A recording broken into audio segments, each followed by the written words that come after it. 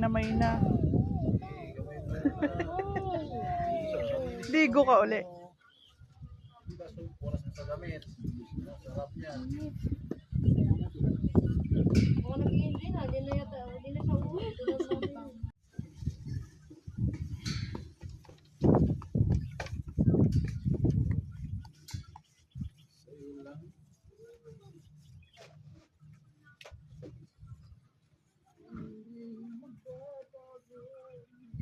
Kuya Lestat, I think this is enough now. Uy, ang lalim na yan. Balik niya yan ha. Kuya, that is lalim na. Ay, sinasabi ko na nga ba't eh. Ano gamitin ko?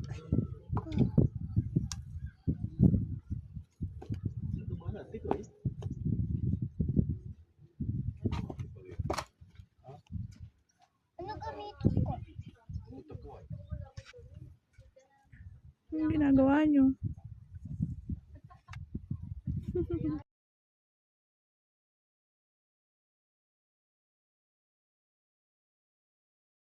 Kain na isda.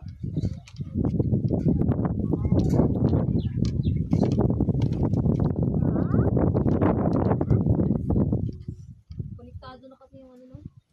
Christian kasi eh. Pakain nila. Di na... Ayun lang. Baka tayo yata ng mga Saan ka na, Auchi? See?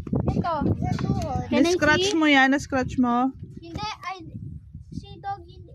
Sa dog? Hindi po sa dog. Oh. Ay. Oh, para malinis. Nagawa mo rin talaga. Para malinis na. Saan ba na-scratch yan? Sa water machine. Water machine. Yung color green. Yung color green. What?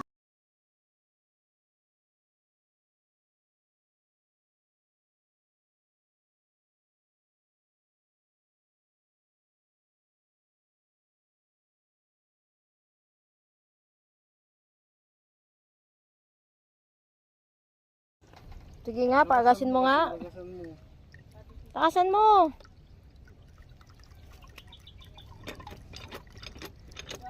Ayusin. Psst. Psst.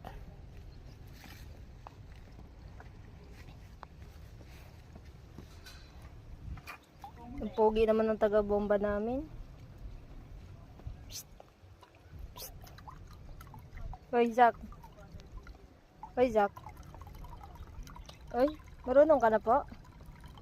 Galing ah. Ano yan?